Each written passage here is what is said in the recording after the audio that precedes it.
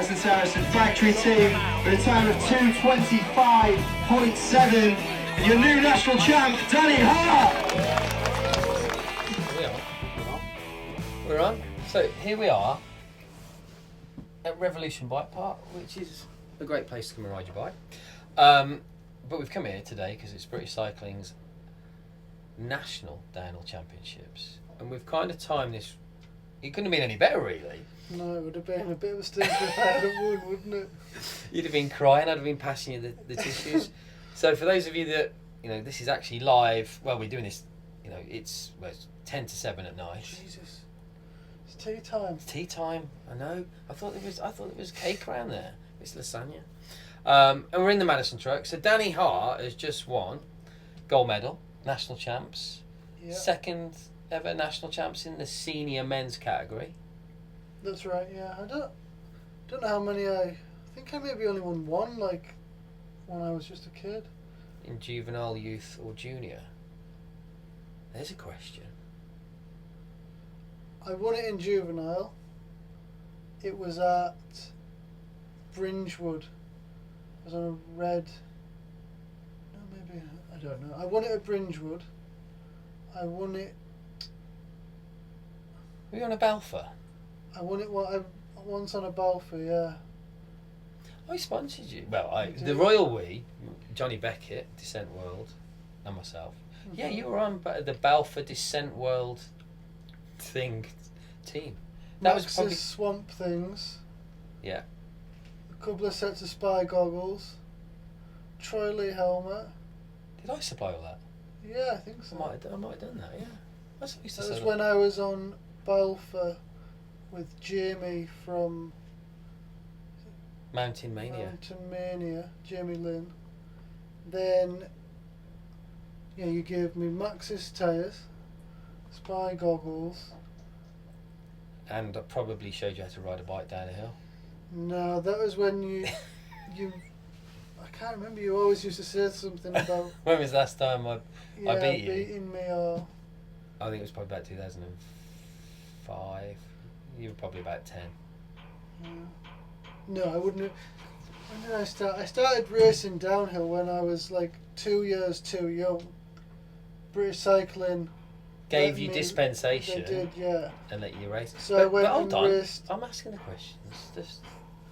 You're firing away now. Hold on. I'm right. Let's start at the beginning. So anyway, he's national champ. Well done for that. Congratulations. You won by 0.9 of 9.96, just shy of a second. Second place was Charlie Hart, and third was Joe Breed, and I can't remember who was fourth.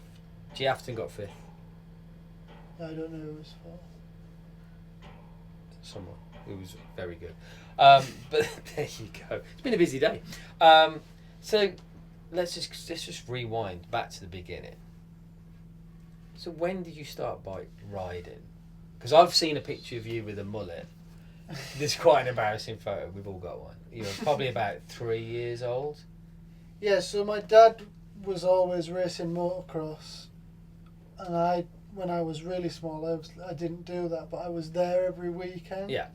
And I'd be riding around like the inside of the track to each different section of the track when he was riding. So, and then as I got older, I started doing it myself. But yeah, I was probably riding from like 3, 4. I was just on 2 wheels as long as I can remember. And was that... So what did you start racing first? I started racing motocross. Right, okay. And we used to like travel to Doncaster most weekends, and my dad got sick of travelling.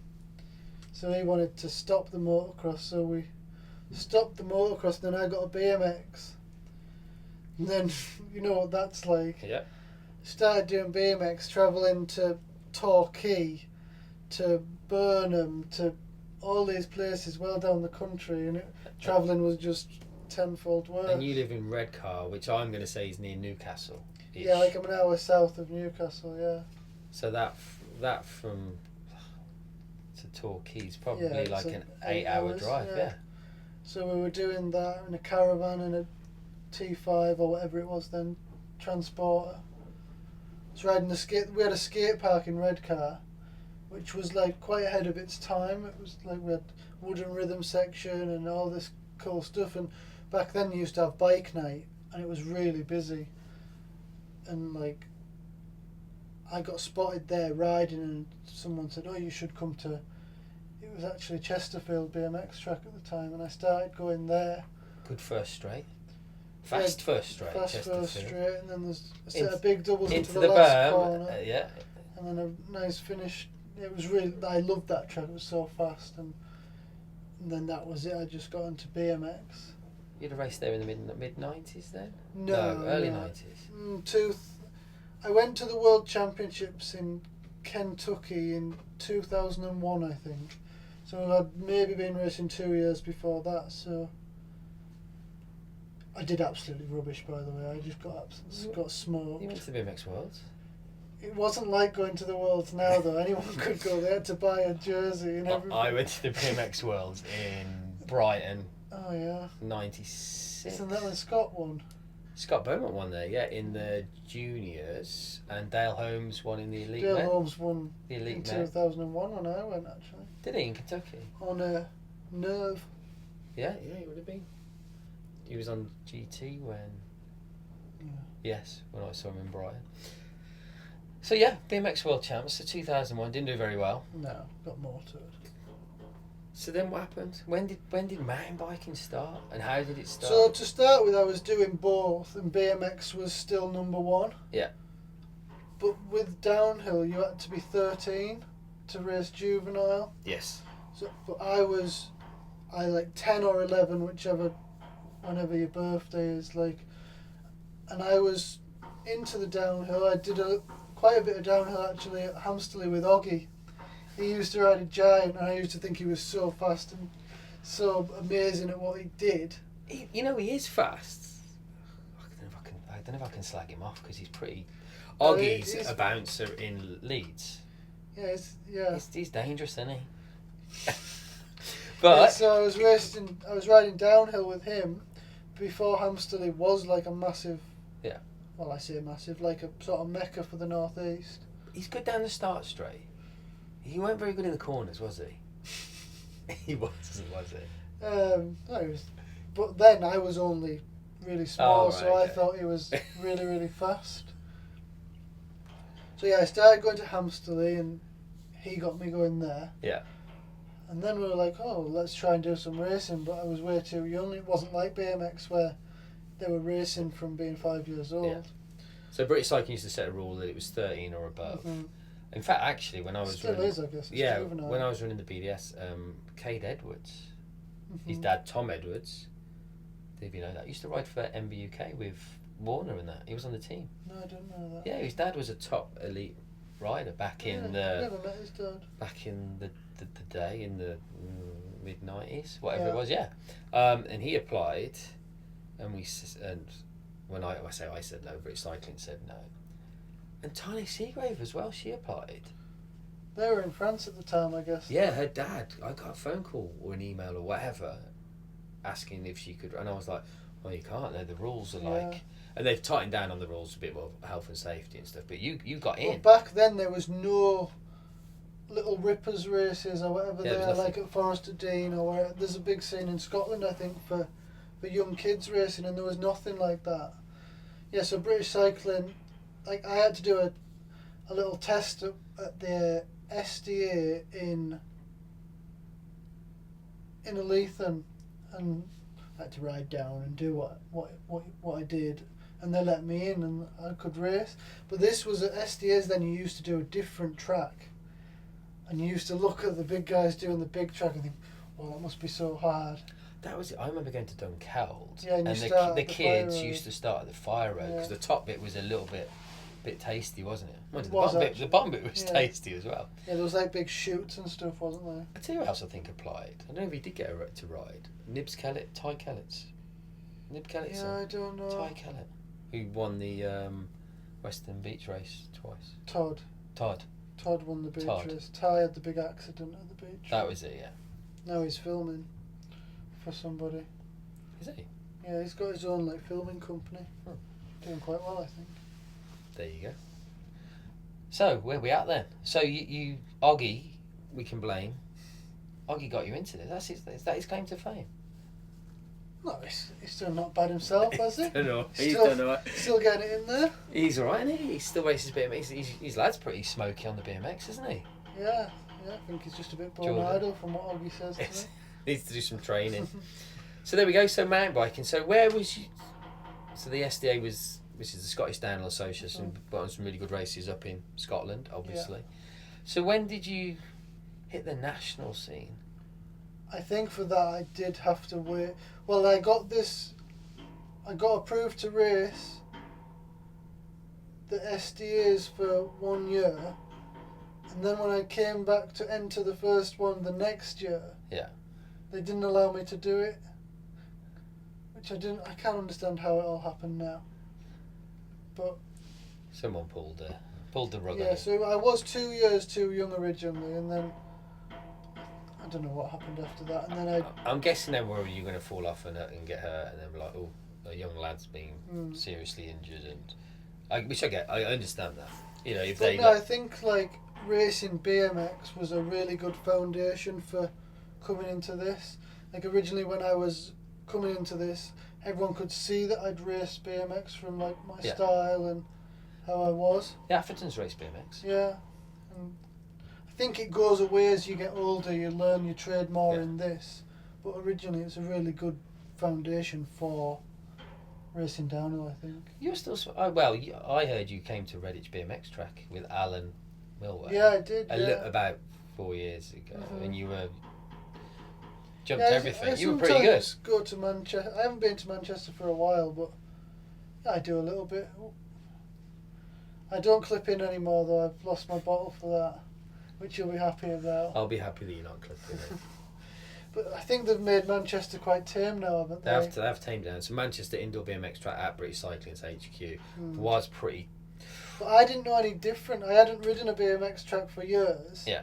And then when I was with Alan, we both built up some bikes. Yeah.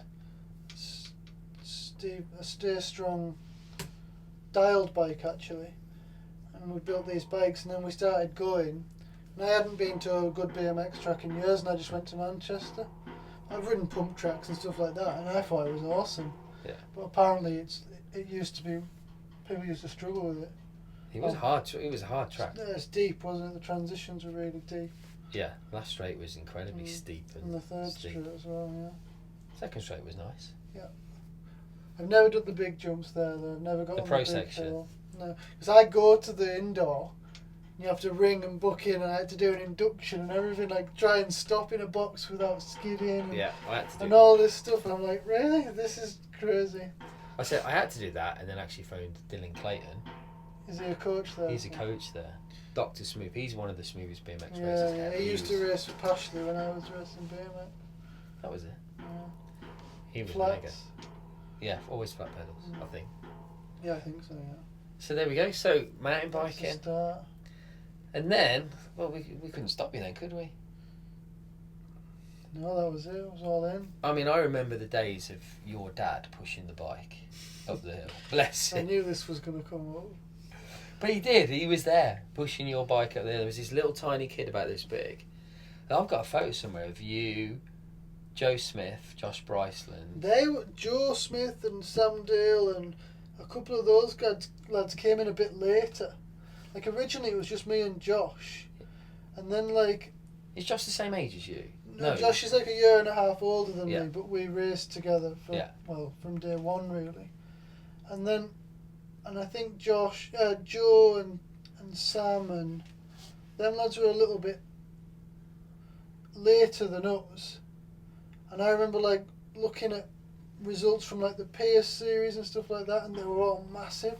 Like Sam was huge, and I was just this squeaky little kid, and but we were from I think it was maybe from youth or something. I'm not sure, but they were a bit later than me and Josh were.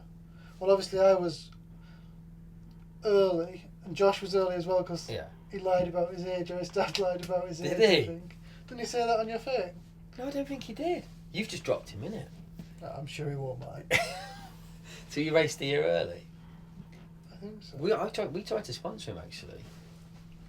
And Petey snazzled in there and got him. He was going to be on the Descent World Team as well. I don't think that was the same time as with you. I wasn't on the full team, was I? You had the full team, and there was like. You were like the B Si team. Parkinson and was Matt Parkinson on it? So, yeah, and the big Scottish dude, Ian McIntosh. Ian Big McIntosh, Mac. yeah. But I was just on a little side deal. You I had a good thing going. You had a good thing like, with Jamie from Belfast. Yeah. You were always part of the family. Yeah. Now I remember, and this is interesting because we sat now in the Madison truck with Will Longdon as the team manager. Yeah, that's where I went. Yeah. You were on the MBUK Scott team. Yeah, I was. Yeah, so that would have been 2008 was my first World Cup year. 2007, 2000. That would have been 2005. So I think that's when people started. No, 2004. I think that's when people started to notice you. Yeah. Maybe it's because you got the publicity through MBUK. Mm-hmm. Well, no, I didn't really get much. Did you not? No, that was a. I'm just guessing that was what happened. That was a nightmare. I was on this team and my dad got accused of being just another pushy dad when we asked if I could get in the magazine a little more. Your dad was told he was a pushy dad. I don't You're believe just another it. pushy dad. I don't believe anyone said that about your dad. That's right, yeah. So your dad is a character, isn't he? He was here today actually, he just come this morning. I gave him a big hug actually. He's a lovely bloke. I've had a run-in or two with him though. Oh, yeah. So you wouldn't be the only person. So have a few people. But he's passionate, isn't he? He still is, even though he's not here at the races so much anymore. Like he's not. He's not as involved. But you know, I remember you as a I say a kid. I still think you're a kid. How old are you? 27. You know, you were always. He was not pushing the bike up the hill. You were always on the first uplift. You were always. Even still though. I'm on the first uplift. I like riding my bike, and people say, "Oh, you're the first guy on the track every time." How uncool or whatever. Well, I'm here to ride my bike. Yeah. I love riding my bike. I want to get up there and do it. What's the big deal? I've always noticed that, you know, and you had such great support from your mum as well. Yeah. You know, I'd see my Danny. mum went through a lot when my mum's been ill, and and even still, like, she does whatever. I mean, they were dedicated. I mean, that's the word I'm going to use. Because Yeah. I used to see you, your dad would be like, outright, be kicking you out the van, out the pits, getting up onto that first uplift. You'd be the first, you know, course is open. First rider, Danny Hart, of course. Yeah. Straight down the hill, straight into the pits. Your dad would be jet washing the bike, cleaning the chain. Your mum would be like, there's a sandwich, there's whatever, some food. And then your dad would be like pushing you back up the hill, go, and you'd be getting, like, Danny's got like 12 runs in today.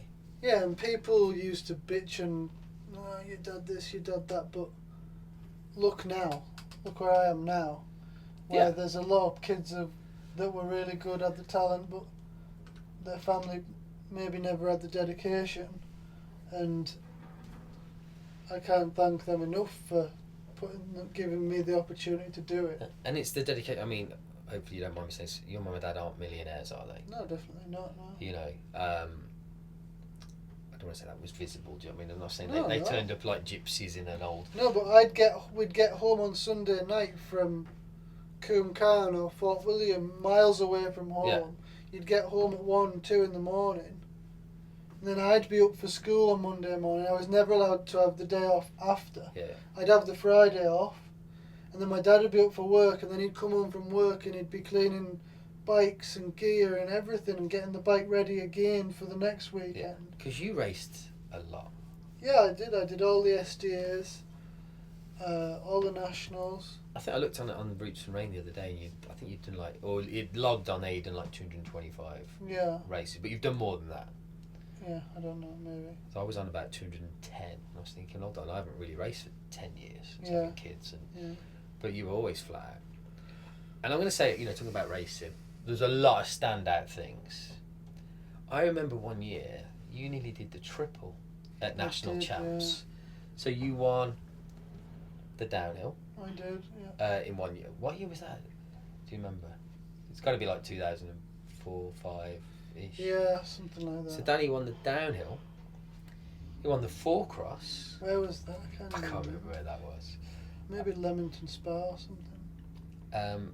And then you were going for the triple. I don't know which one was first and which one was second. Yeah, the XC was at Bringewood. Was that the last one of the three? I'm not sure, I can't remember. So you got the gold in the downhill, got the gold in the four cross.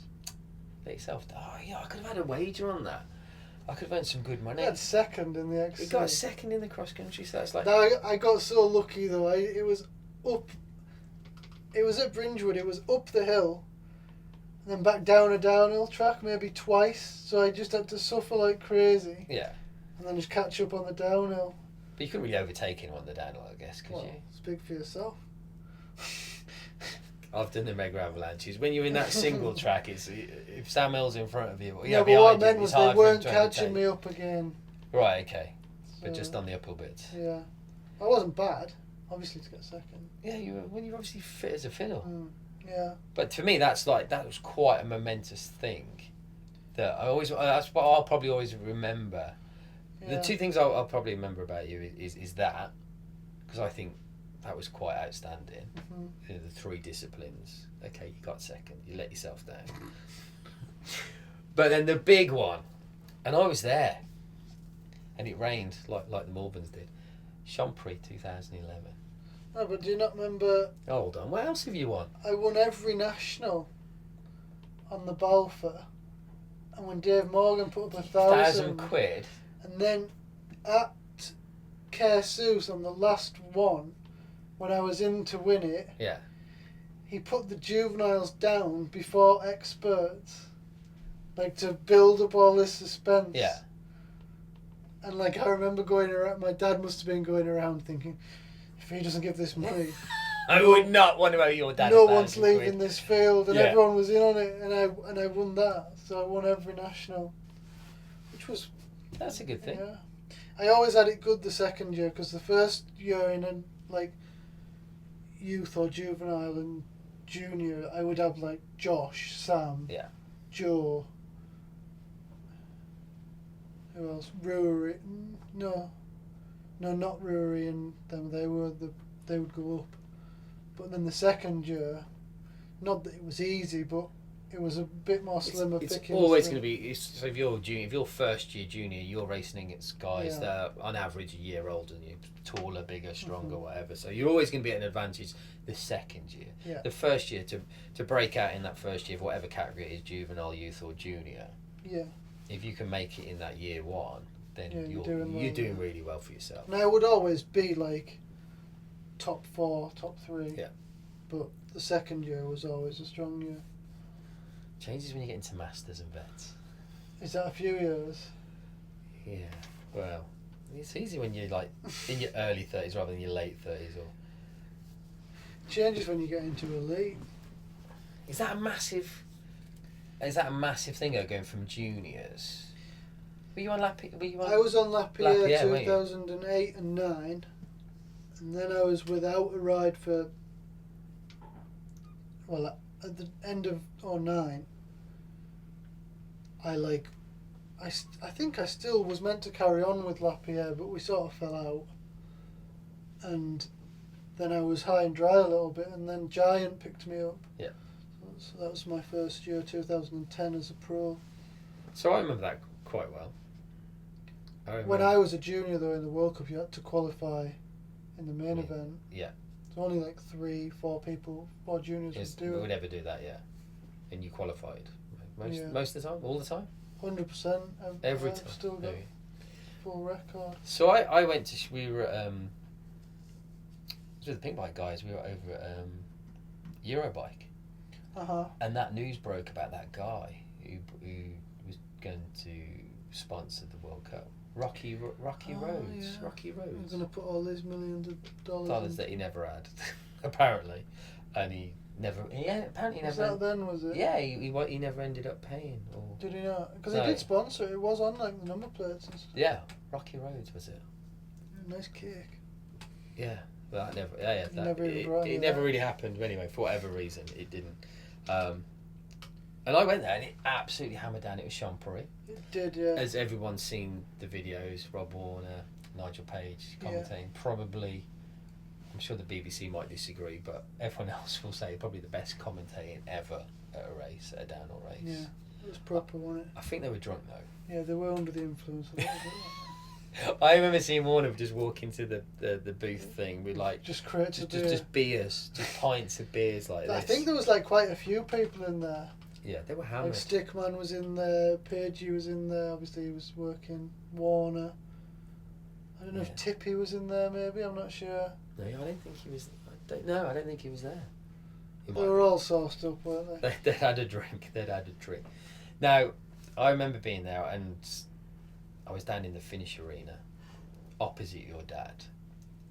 Yeah, that was quite brutal actually. And then Aaron Gwynn came down, but did he crash? I can't remember. He didn't. While I was after me, he came down. Yeah, He came down after you. he came fell down. off. Yeah, he fell off. And who was it that was there? I think it was Dan Jarvis was commentating, and he fell off, and he was fine. So I knew I'd won. Yeah. And I went to start celebrating, and Dan Jarvis stopped me. I'm like, well, I pretty much, unless he performs a miracle right now, then it's your all dad over. was trying to climb over the crowd barrier and run into you, and I was like, Paul, stay there. And there's Aaron Gwynn still going to come across the line. Didn't want your dad in the middle of the arena jumping around with you on his shoulders. There's all those guards there. Can you remember? They get the army in. Yeah.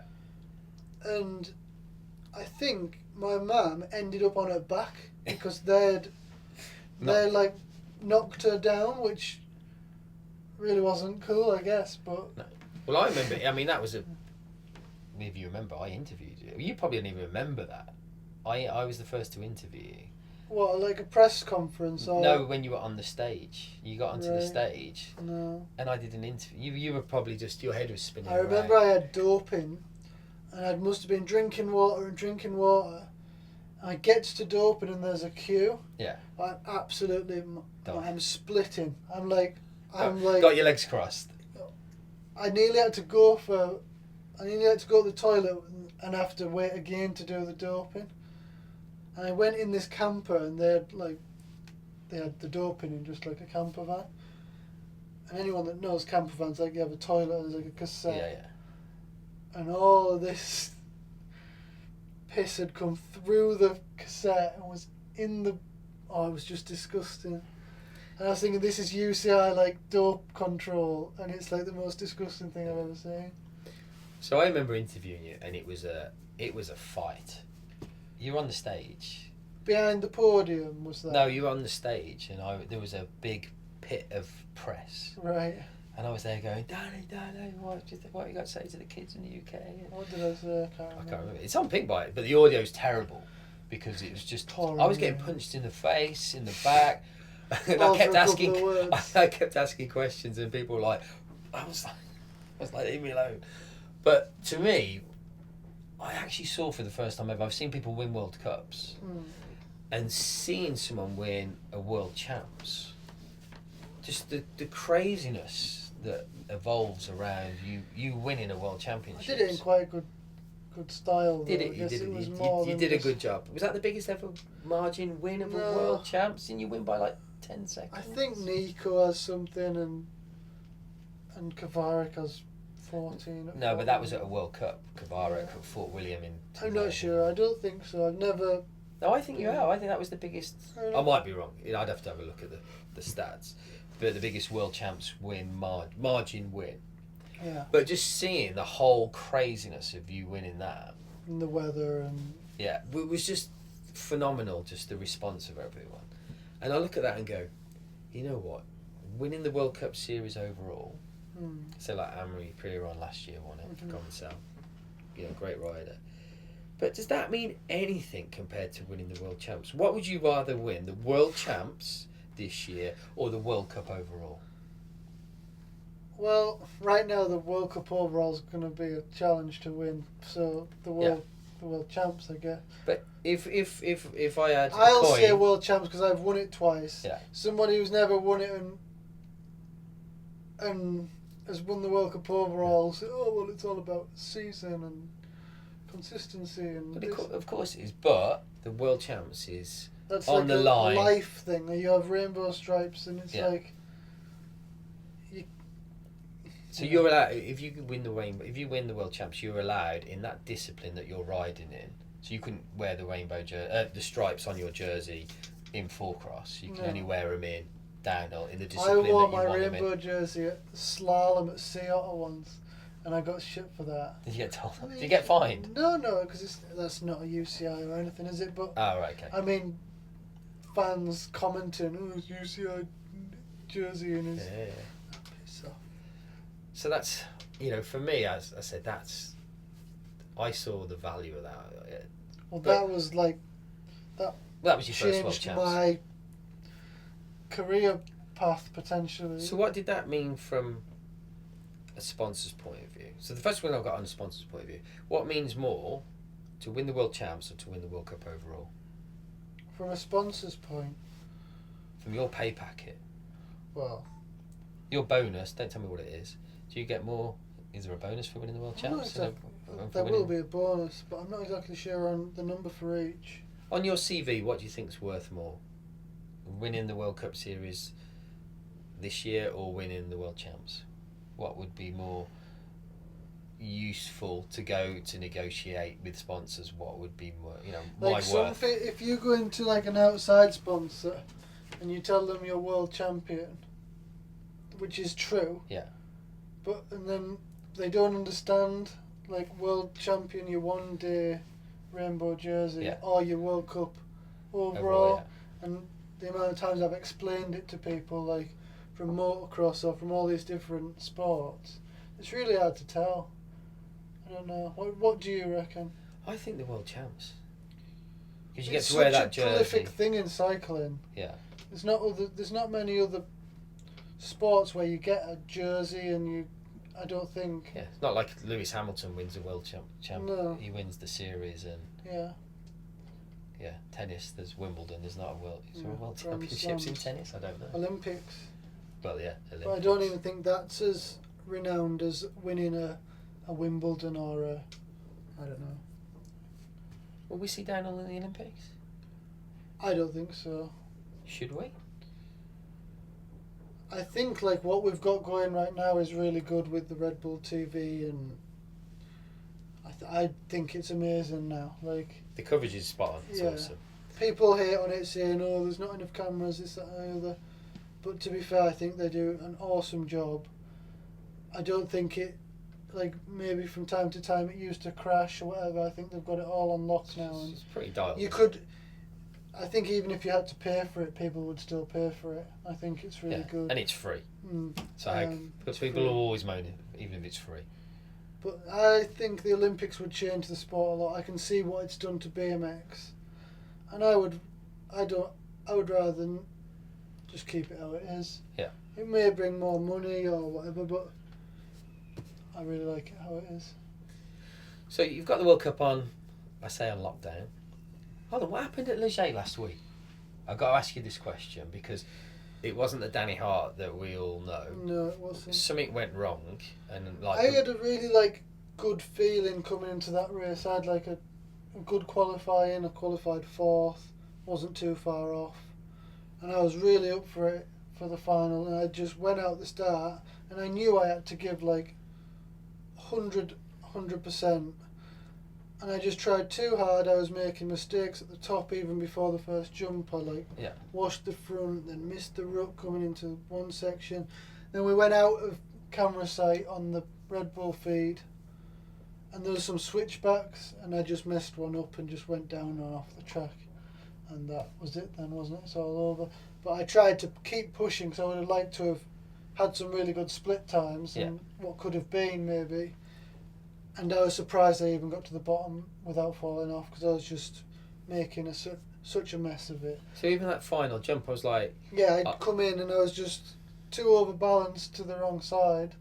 You come over that little step down and you're initiating the corner in the air, and I just come in, went a little far and was like, I'm not going to get to it, so I just... Because rumours were hold on, has he blown, broke his bike? Has he hurt there was no problem his at all. ankle or wrist or something? And I've never had a race run like it. I've never. When people say, "Oh, I made mistakes," I'm like, "Oh, whatever." But that was just a total write-off. like a domino effect, mistake after mistake. So you just like... Because the track, like, to me was quite simple. I think I maybe took that for granted and didn't maybe respect it enough and just tried too hard. And it didn't work out. No, which I'd rather do that than ride 90% and come down and finish 8th. I knew I was up there to give 100%. I've been on the podium every race. I just wanted that little bit more and just went belly up. So, World Cup, okay, that was an interesting insight into Leger. Hopefully that doesn't happen again. No. One of the questions I've got loads of questions for you. Some interesting ones I have for you is, physically, you're how tall? Just shy of 5'10". You're a smaller rider in some respects. You're not as small as me. But interesting to, in downhill mountain biking, the body shape, the body form. Yeah. You compared to Amory Piron, who's, I don't know how tall he is, 6 foot probably. Yeah, 6'1" or something. Yeah. And you got people like Troy Brosnan, who's probably like your size, or is he a bit smaller than you? He might be. I would say we're probably very similar. And I used to look at Troy Brosnan and Aaron Gwynn when they're both on Specialised. I think, hold on, Aaron Gwynn's like a big gorilla. He's a big, strong bloke, and Troy Brosnan looks like he's off to do his paper round. Sure, like you. Do you know what I mean? But no, it's like the difference in body shape, size, muscles. You know, I look at Giafton. If Giafton takes his top off, even I'm like, stand back. Crikey, Look out. That's like, front cover of Men's Health magazine. And it's so interesting, like how can you perform against these other guys that are twice your size or build? What's the perfect size for a downhill racer? The perfect size it's difficult, isn't it? Because you need to be able to stop efficiently, you need to be able to slow down. Yeah. But then you need to be bigger to maybe carry more speed, but then that takes more stopping. It's difficult. Like, I think over the past few years, like, the persona of tracks being, this is a big guy's track, like Fort William. Yeah. Has gone away a little bit. Like, I think this year Fort William was like a big guy's track. With it being the conditions were like they were, it was really a real battle. Because I used to race, I look at big guys, Adrian Bradley, interesting, big lad. I could never beat him at Mulfrey. Mulfrey was a big, flat-out, fast course. You didn't really have to slow down too much. No, and I remember practising with him, and I used to beat him everywhere else I used to beat him. But at Mulfrey, I couldn't get near him. He always used to just, and he was a big lad then. He was probably, I have no idea, he was probably 16, 17 stone bloke, and I was probably 10 stone. Yeah. And I couldn't keep up with him. And then I look at like Fort William and Chris Cavara when he won by that huge margin, big bloke. Surely Fort William and that suit big guys. And some of these fast tracks now, big fast open tracks, where I don't want to say there's little breaks. But Mont Saint Anne, you have Mont Saint Anne, and I've won there. Yeah. And I generally do quite well there, and I'm really small, and that's probably the fastest track of the year. And then I don't know, it's just I think a lot of it's psychological as well. Some people, like, I can just turn my hand and turn it to an advantage. You're more aerodynamic. Yeah, I guess. Yeah, I like a good speed tuck. Aerodynamics. This video, 0.3, chasing the 0.3. I could do that for you easily. I reckon cut your peak down. Oh, I've seen that. You sit on the hot seat sometimes at the World Cup and you see how they've had the Dremel out and they've like cut 50% of the peak. They may as well just have a wire around there. I've seen it. I won't mention who did it quite. Yeah, there was someone, a team maybe. But yeah, so we know now. I don't know if you ever wore Lycra, but the race kit now. I did wear Lycra once, and I thought it was awesome. It was Val de Sol Worlds, and I was like, Hold on, it was awesome. Oh mate, you put that thing on and you're like, this is world champs. I'm there. It was the BC kit, wasn't it? Did you have the BC? No, I've never had like a team one. Yeah, it was the BC one, wasn't it? Yeah. It was a red, white and blue one. And you're like, it's such an exclusive thing. I don't like the way this is going. No, like at World Champs, like because you don't do it anywhere else. Yeah. And you get to World Champs and they give you this and you feel a bit of an idiot. And I was like, I could hide behind a lamppost. I was that skinny. And I had these big knee pads and... I remember seeing the picture of Josh Bryceland in that kit. Yeah, he'll have done it at Fort William as well. And he'll have had it at... That was it, Fort William, when he was a junior. I think it made a big difference there. Ben Valder saw it made no difference whatsoever. Is it Ben? Did Ben Caffro do it with the Mojo, the shiny black? Yeah. He reckoned that made a massive difference. Running on in corners and stuff because you're coming in that much faster. Yeah. Well, even now you look at, like, I look around when I'm at the top for a World Cup or in practice or whatever, and I see how tight some of these trousers are now. And people have said to me mine are tight, but there's a little bit of give in them. Yeah. And they're as good as skin suits. They're pretty tight. Mm. Are people now on the World Cup circuit? Are they? Is there a seamstress somewhere sewing every jersey, making it now? No, I think people have a race jersey. They just racing. Even here, I see people with the pants and they got zip ties in the backs of them, and it's like, come on, like, how is it going to make a difference here? What difference does it make at speed? How fast have you got to be going? Oh, you tell me. I'm sure you know that. I have no You idea. probably know that better than I do. I can imagine Mount St Anne and Fort William. It makes yeah, well, a difference. you're doing like I think the speed trap in Ligier was 65, 66 Ks. Oh, yeah. Which is fast. That's a hell of a speed. Yeah. My trousers are just right, I think. I'm sure they are. And talking of speed, you know, the bike you're currently running. Mm-hmm. What have we got on there? Are we 29 front still? 20 Yeah, 650B back? That's right. Mm-hmm. And how's that working for you? It's good. Obviously like, well today. At the end of last season, I went away on a 29er. This is going to be what I'm going to race next summer.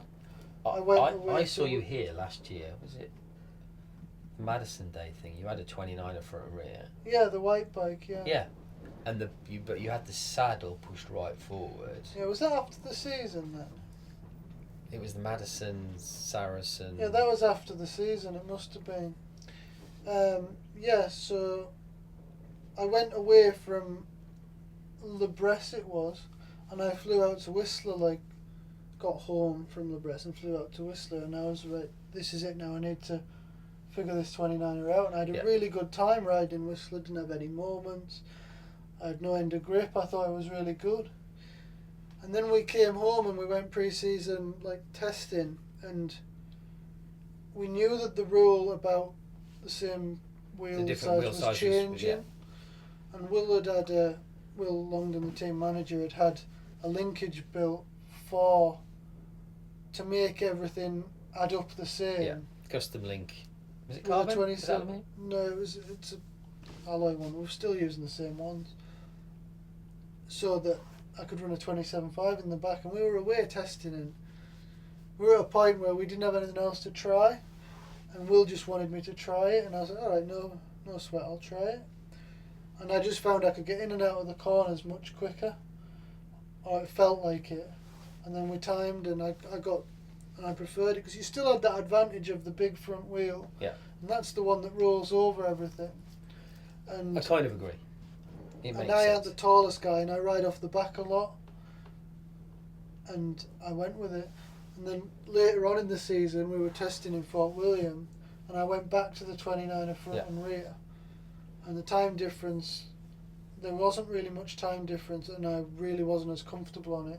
And I noticed the wheel hitting me up the arse like way more than I originally thought it did. So I just went back to what I knew again, and with the 27.5. Because there must have been some doubt in your mind, because you've got your teammate Matt Walker. Has he been running 29 He's for the run last 18 months at least?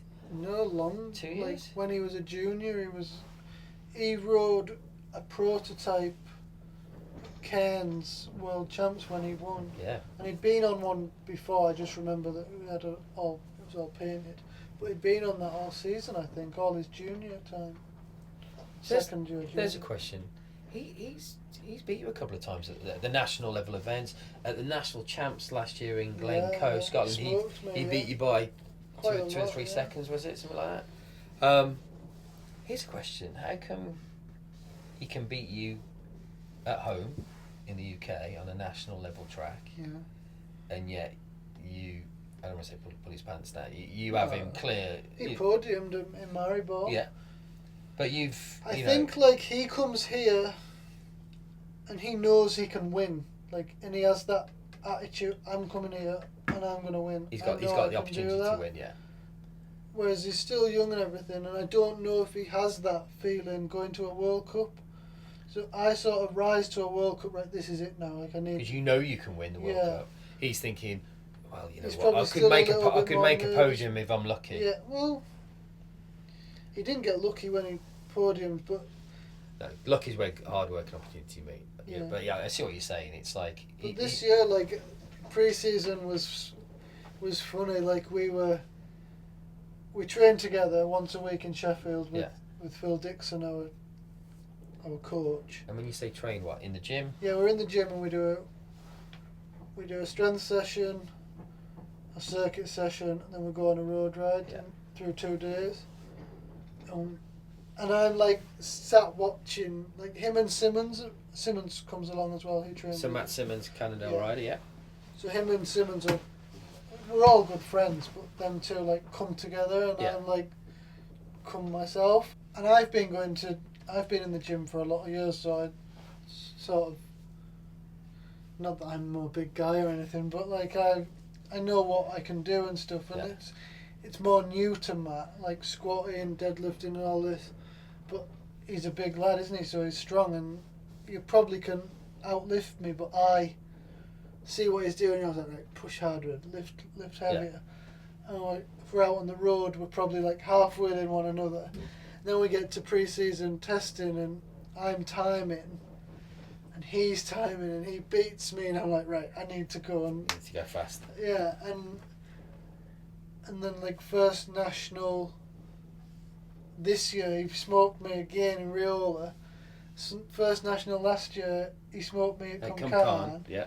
Then he beat me in national champs. And we're like, in the past I've had teammates, and we haven't really gotten on if we're quite close, where me and Matt get on really well, so it's a really healthy like rivalry, and it's good. He's still young. How old is he now? He's 20. This is his second year.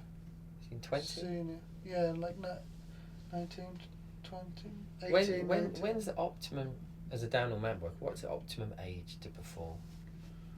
Unless your name's Greg Minell.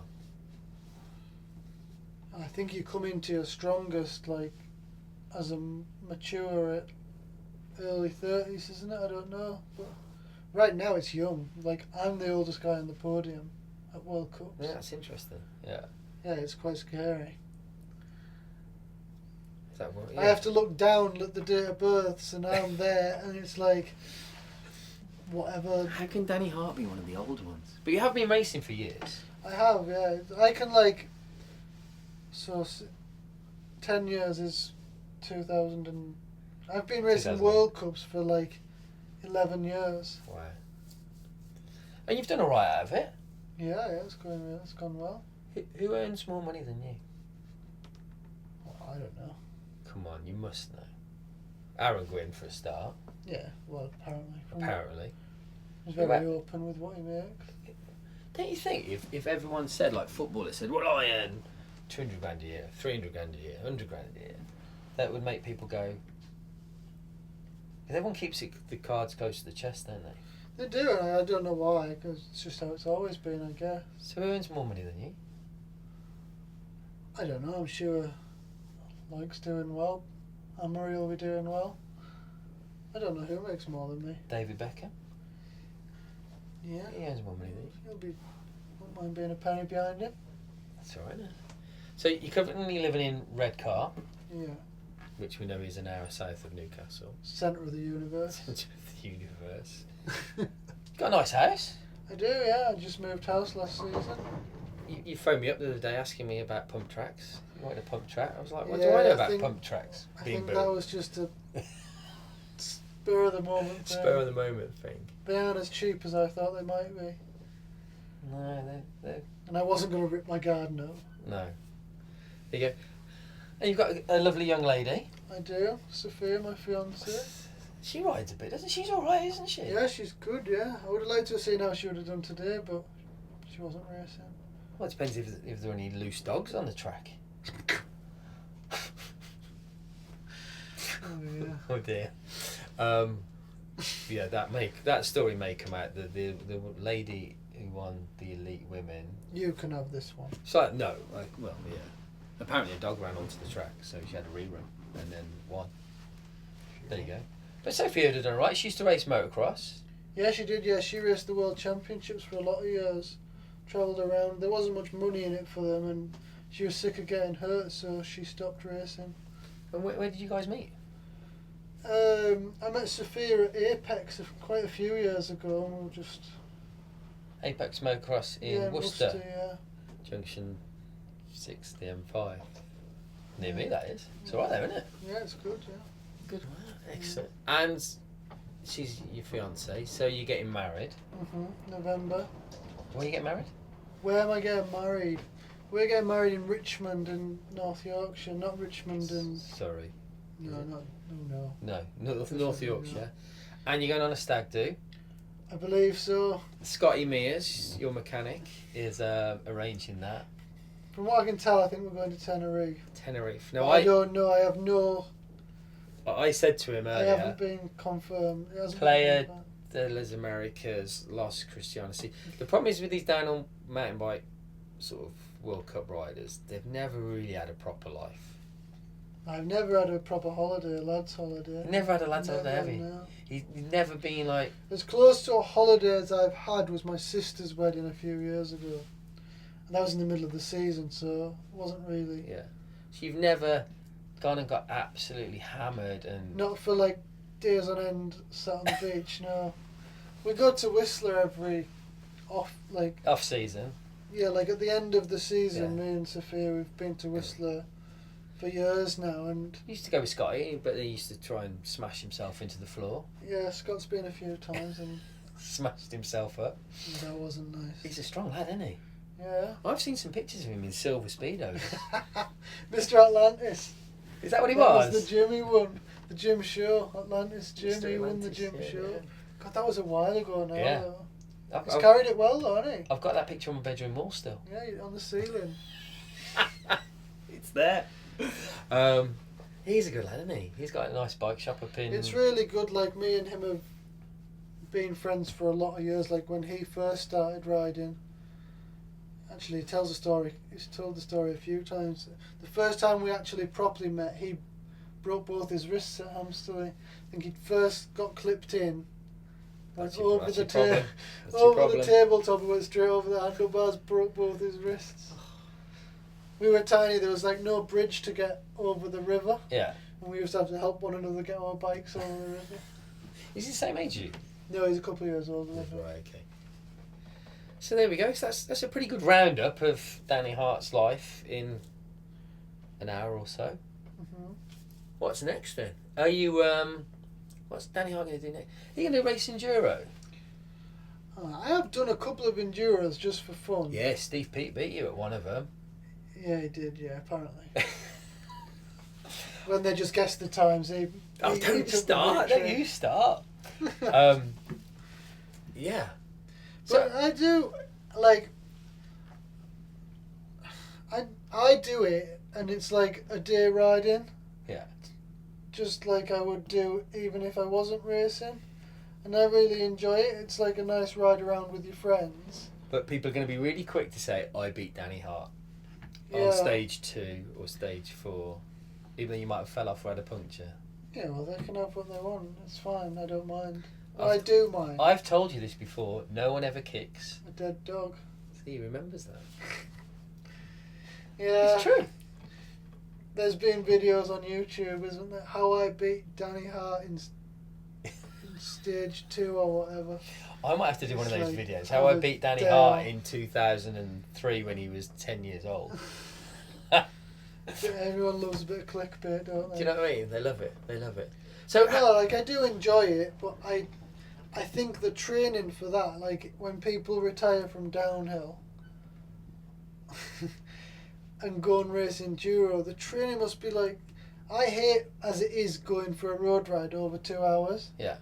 I can't think of having to go on a road ride for 5 hours. I would just, like, I couldn't do it. And the training must be so long, days training and stuff, and I want no part of that once I'm done with this. Talking of enduro then, Martin Mays. Like, where did he turn up from? I mean, obviously he was doing well at the EWS. He's from Belgium, I think. And Belgium's flat as a pancake, I think. Never been. And yet, he turns up at the World Champs. Was he a threat? Were people in the pits going, Martin Mays is here? I don't think they were, no. Well, he'd won Le Bresse, so I guess people probably did think he could do something. Was he on your radar? Was he a threat? Were you thinking, Martin Mays is here? Oh. Not necessarily, no, but no. He was fast, wasn't he? Because it was interesting how he was going to flip a coin and perhaps do the first EWS and the first World Cup and see how he got on. Rumour has it he's concentrating on World Champs again now. But surely that, as you as a top downhill rider, just thinking, right, I focus on downhill, I'm optimising my training to perform over 4 minutes sort of thing. And there's this dude's turned up and he's flipping a coin thinking, what's he going to race? Surely that's a bit of like... It is, a piss take. Not a piss take, but it's like, you must be there going, oh my God, this guy's just like... He's one of the best enduro racers in the world. Yeah, of course he he is. beats Sam Hill, he beats all of these guys. He obviously can turn his hand to anything. And recently, obviously, something's happened, and he's being disciplined by the UCI regards doping and the was it a water bottle or something? Life-threatening injury. Oh, that was it. That was it. He cut his leg, didn't he? And in New Zealand or somewhere, wasn't it? And the doctor gave him some medicine that was on the banned list. How worried are you? And I'm not going to say I'm getting caught because that implicates that you might be trying to do something. But do you worry about what you might eat, drink, you know, and think for sure. Like, by accident and you go? Can't, I go in the gym at home. And there's a cafe downstairs, and I'll get some lunch, and they have protein shakes. Yeah. And I think, I don't because I know. Yeah. But I could so easily go and get a protein shake from the gym. Yeah. Oh, sound recovery, nice. And then, but you don't know what's in it, or if it's contaminated with anything, where it's made. So you have to be really strict with what you do.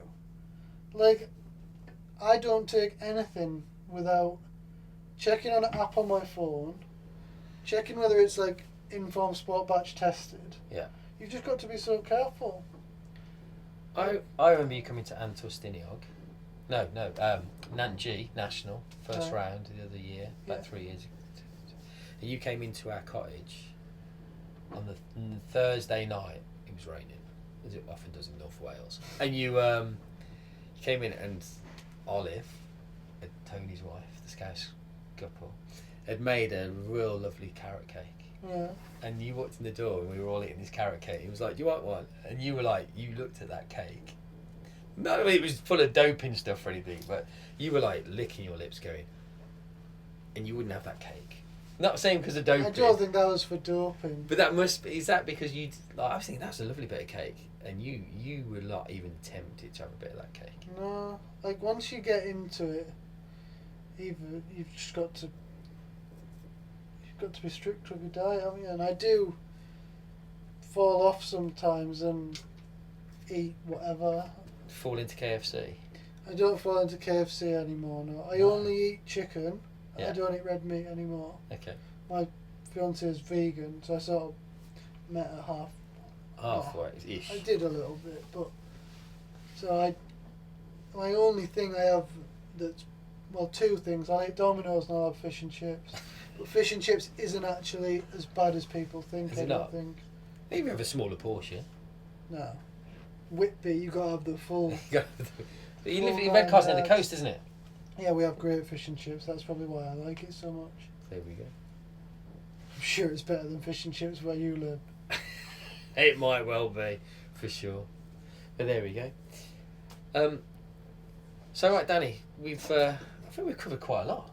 Yeah, it's been easy, really. It's been emotional. I don't know about that. Speak for yourself. It's been good. I've known you for a long time. I've seen you. I'm sure you used to look up to me. When I was a bit shorter. I look up to you now. But no, you know what? You've done a lot for UK downhill mountain biking. Yeah, I appreciate that. You know, you've done well. Thank you. And it's good to see someone, you know, putting the hard work and the dedication, you know, even with your parents pushing that bike up the hill.